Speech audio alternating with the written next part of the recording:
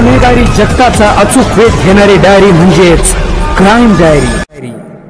नमस्कार, मी Sayali. Crime diary news channel मध्ये आपले स्वागत आहे। पाहूयात अशाच ताज्या। गुटखा वाहतूक करणाऱ्यावर हुपरी पोलिसांची कारवाई।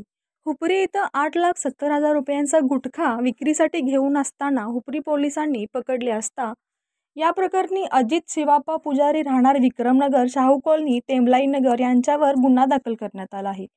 हुपरी व परिसरातील गुटखा विक्री व वाहतूक करणाऱ्यावर आचारसंहितेमुळे नाकाबंदी करत असताना बेधडक कारवाई केली।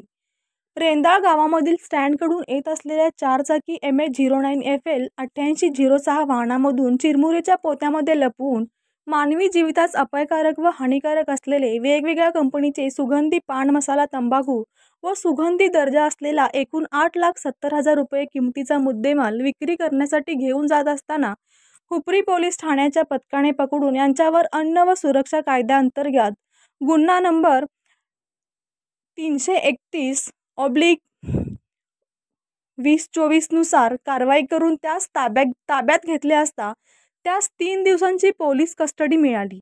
अधिक तपास पोलीस निरीक्षक गजानन सरगर, पोलीस उपनिरीक्षक प्रसाद कोळपे, पोलीस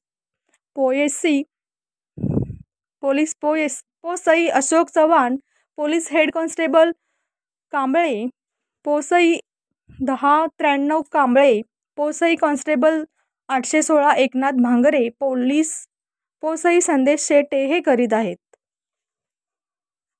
ताज्या बातम्या पाहण्यासाठी क्राईम डायरी न्यूज चॅनलला सबस्क्राइब करा, शेअर करा आणि कमेंट करा। धन्यवाद।